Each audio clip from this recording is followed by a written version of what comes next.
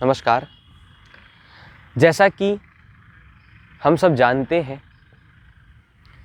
Corona की तीसरी लहर यानी ओमिक्रॉन फिर से पूरे देश में नहीं, पूरे विश्व में अपने पैर पसार रहा है। और ऐसा कहा जा रहा है कि कोरोना की जो फर्स्ट वेव और सेकेंड वेव आई थी, उससे ज़्यादा खतरनाक इसकी तीसरी वेव है, यानी ओमिक्रॉन की वेव है। और इसके जो सिम्टम्स हैं, लक्षण्स हैं, वो एकदम माइल्ड देखे जाते हैं, एकदम साधारण देखे जाते हैं। जैसे आमतौर में हमें सर्दी, खांसी, ज़ुकाम, कफ, एलर्जी की शिकायत देखने को मिलती है, सांस फूलने की शिकायत देखने को मिलती है, सांस लेने में दिक्कत होती है और साइनस की जो प्रॉब्लम हमें देखने को मिलती है, वही इस ओमिक्रॉन के लक्षण है। अब जिन्हें वैक्सीन की डबल डोज तक लग चुकी है, उन्हें भी ये ओमिक्रॉन अपने शिकंजे में ले रहा है। अब इस ओमिक्रॉन से हम अपने आप को बचाए कैसे? जिन्हें हो चुका है ओमिक्रॉन, उनके लिए तो ये योगाभ्यास है ही, लेकिन जिनको नहीं है, वो भी आगे चल कर के ओमिक्रॉन के शिकार में ना आए, इसलिए इस योगाभ्यास को कर सकते हैं। योगाभ्यास में सबसे पहले खड़े होकर के कुछ व्यायाम। इसके लिए अपने स्थान पर इस प्रकार खड़े हो जाएं और सबसे पहले शरीर को गर्म करने का, यानी बॉडी को वार्म, हीट करने के लिए इस प्रकार अपने अपने स्थान पर चलने का अभ्यास करें। हाथों का भी मूवमेंट करेंगे ऊपर से नीचे, इसी प्रकार सामने करके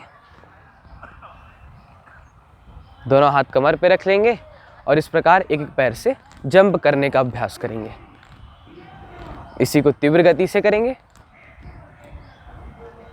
फिर दोनों हाथ कमर पे ही रहेगा, अपने स्थान पर इस प्रकार आधा बैठने का अभ्यास करेंगे। दोनों पैरों को फैला लें, दोनों हाथ सामने। जिनसे हो सके वो इस प्रकार आधा बैठे साइड से, और जिनसे पूरा बने वो इस प्रकार पूरा बैठे। फिर दोनों हाथ कमर पे रख लें, दाईं ओर मुड़ जाएंगे। आगे वाला पैर मुड़ेगा, पीछे वाला पैर सीधा देखना ऊपर की ओर। इसी प्रकार दूसरी ओर से इसका अभ्यास करें। दोनों पैरों को हल्का पास ले आए, सामने की ओर हाथों को जोड़ लें। श्वास भरते हुए पीछे की ओर जाएं, श्वास छोड़ते हुए सामने।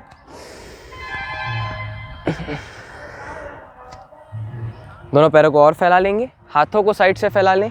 बायां हाथ ऊपर, दायां हाथ जांघ पर, दाएं साइड पूरी बॉडी झुका देंगे। फिर वापस इसी प्रकार दूसरी ओर से इसका अभ्यास करें। वापस दोनों पैर इसी प्रकार रहेंगे, दोनों हाथ भी इसी प्रकार रहेंगे। दाएं हाथ से बाएं पैर को टच करें, देखिए ऊपर वाले हाथ की ओर। फिर वापस इसी प्रकार दूसरी ओर से इसका अभ्यास करें। फिर इस प्रकार जंप करके वापस दोनों हाथ सामने थाइस पे, श्वास भरते हुए पीछे की ओर जाएं, श्वास छोड़ते हुए सामने।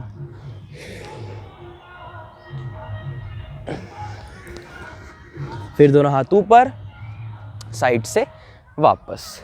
ये अब इसी में कूदने का अभ्यास करना है इस प्रकार। 1 2 3 4, 1 2 3 4। इसी को 2 की गति में करना है, यानी हल्का सा गति को बढ़ा करके। 1 2 1 2, इसी को तीव्र गति से इस प्रकार। फिर दोनों हाथ सामने, जिस तरफ हाथ और कमर जाएगा उसके बिल्कुल विपरीत और हमारा पैर जाएगा इस प्रकार। 1 2, इसी को तीव्र गति से करेंगे इस प्रकार। तो ये 12 प्रकार की प्रक्रियाओं का जॉगिंग। अब सूर्य नमस्कार। तो सूर्य नमस्कार में इस प्रकार खड़े हो जाना है, दोनों पैरों के बीच में 4 अंगुल का फासला। दोनों हाथ साइड से कमर के बाजू में लगे रहेंगे। दोनों हाथों को धीरे धीरे ऊपर की ओर ले जाएंगे, जोड़ते हुए नीचे। 1 2 3 4 5 6 7 8 9 10 11 12। ये सूर्य नमस्कार का अभ्यास। जॉगिंग की हर प्रक्रिया को कम से कम 20-20 बार तक के करें और सूर्य नमस्कार को रोज़ कम से कम 3 से 5 बार तक के करें। तो ये बॉडी में स्फूर्ति लाने का यानी ऊर्जा लाने का बहुत ही अच्छा काम करता है जॉगिंग और सूर्य नमस्कार। अब आसन में सब अपने स्थान पर बैठ जाएं। दोनों पैरों को सामने की ओर खोल लें। बायां पैर को हल्का सा उठाएंगे, दाएं पैर को नीचे से क्रॉस करेंगे, उसके ऊपर बायां पैर रख देंगे। जो पैर ऊपर है वो वाला हाथ ऊपर चला जाएगा, जो पैर नीचे है वो वाला हाथ नीचे। पीछे से दोनों को पकड़ने का अभ्यास करेंगे। देखना सामने की ओर। फिर नीचे वाला हाथ पहले वापस आएगा, ऊपर वाला हाथ बाद में। ऐसे ही चेंज करके करेंगे।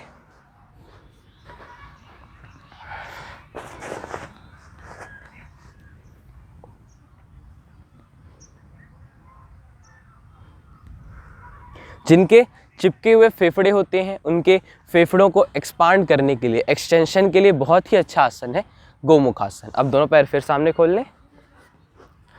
दायां पैर मोड़कर पास ले आएंगे।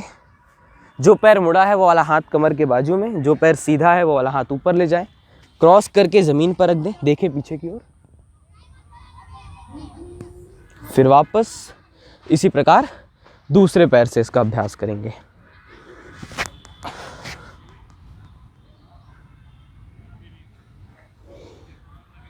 ये पेनक्रियास यानी इंसुलिन के लिए बहुत ही अच्छा आसन है वक्रासन।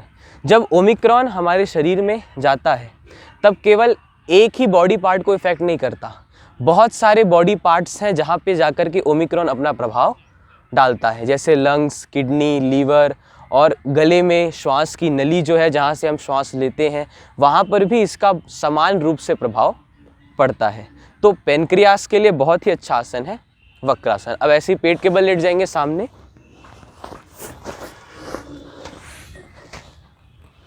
दोनों हाथ छाती के बाजू में रहेंगे, मस्तिष्क जमीन से लगा हुआ।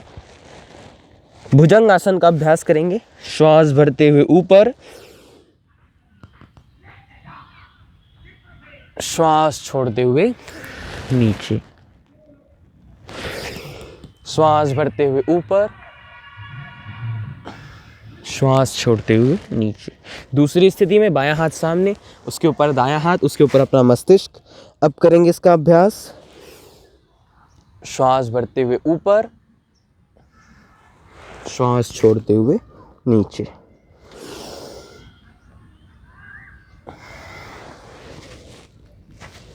फिर इस प्रकार दोनों हाथों को छाती के बाजू में रख लेंगे। बॉडी उठेगी, बॉडी के साथ साथ दोनों हाथ भी उठेंगे। श्वास भरते हुए ऊपर, श्वास छोड़ते हुए नीचे, श्वास भरते हुए ऊपर, श्वास छोड़ते हुए नीचे।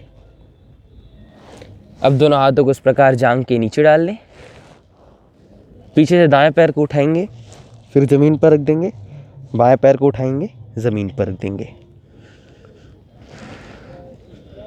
इसी प्रकार दोनों पैरों से एक साथ इसका अभ्यास करें।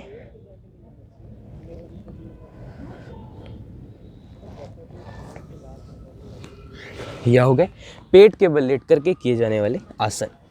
अब धीरे इस प्रकार उठ करके बैठ जाए। तो जो बैठ करके किए जाने वाले आसन है और पेट के बल लेट कर किए जाने वाले आसन है, इसका अभ्यास आप रोज़ कम से कम 10-10 बार तक के करें। अब प्राणायाम।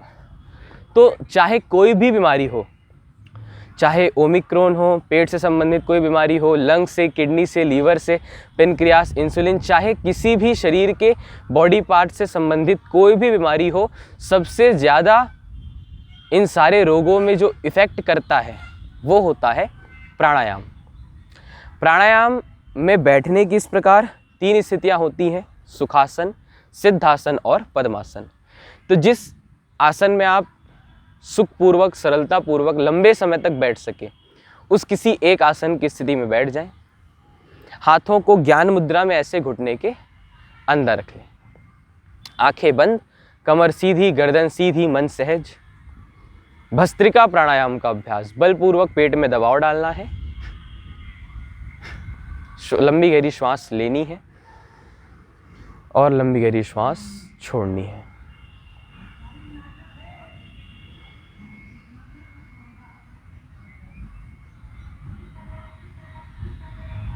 ढाई सेकंड में धीरे धीरे श्वास को लेना है और 2.5 सेकंड में धीरे धीरे श्वास को छोड़ना है।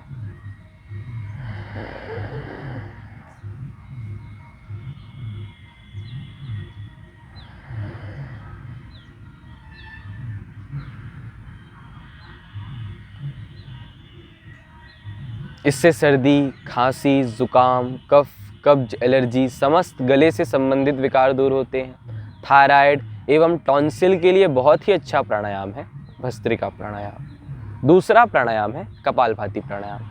इसमें बैठना इसी प्रकार है, केवल बलपूर्वक पेट में दबाव डालना है, जिससे श्वास स्वतः ही यानी अपने आप ही बाहर छूटेगी।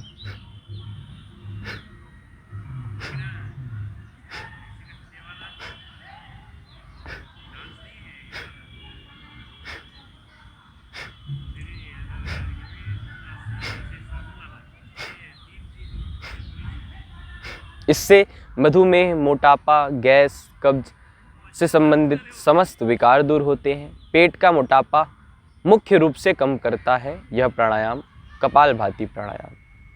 तीसरा प्राणायाम है अनुलोम विलोम प्राणायाम। इसमें दायां हाथ उठाएंगे, अंगूठे से दाएं नाक को बंद करेंगे और बाएं नाक से श्वास लेंगे।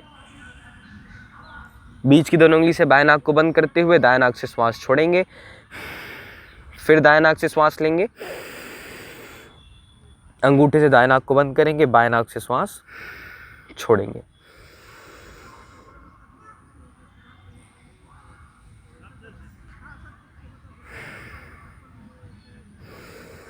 इससे भी सर्दी, खांसी, जुकाम, कफ, कब्ज, एलर्जी, समस्त कफ से संबंधित रोग, समस्त पित्त से संबंधित रोग व समस्त वात से संबंधित रोगों के लिए बहुत ही अच्छा प्राणायाम है अनुलोम विलोम प्राणायाम।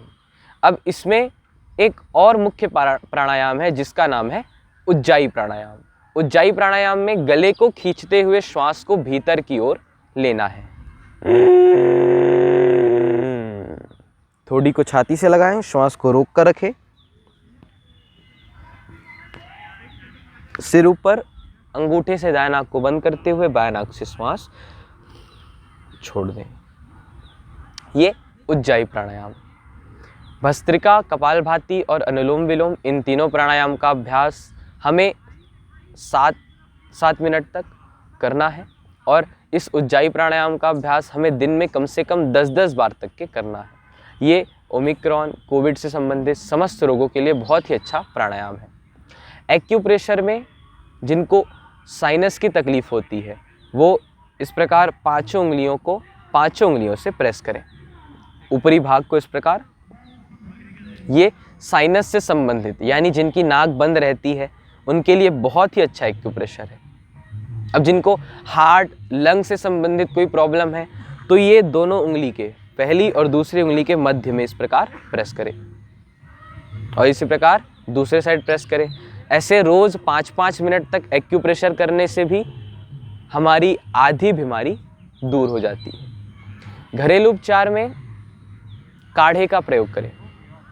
काढ़े में सबसे ज़्यादा गिलोय, काली मिर्च, लौंग, दालचीनी, सौंठ, खड़ी हल्दी, तुलसी के पत्ते का प्रयोग करें। ये सारी चीज़ों को 300 ग्राम पानी में मिला लें और उसे उबालें। जब 100 ग्राम पानी बचे तो उसे छान करके आधा कप पी लें। ये गले से संबंधित, ओमिक्रॉन और कोविड से संबंधित समस्त बीमारी को हमारे शरीर से दूर कर देता है। ज़्यादा छोटे बच्चे हैं तो उन्हें शहद, अदरक और तुलसी पत्ते को पीसकर शहद के साथ बच्चों को चटाएं तो उनके लिए ये बहुत ही उपयोगी है। तो यदि हमें अपने आप को आने वाले समय में ओमिक्रॉन के पीक से बचाना है तो हमें इन सारे योगाभ्यास, प्राणायाम, एक्यूप्रेशर वह घरेलू उपचार का इस्तेमाल करना पड़ेगा। हमारे वीडियो को ज़्यादा से ज़्यादा लाइक व शेयर करें, हमारे चैनल को सब्सक्राइब करें ताकि आप हर हफ्ते इस प्रकार की वीडियो देख सकें। धन्यवाद।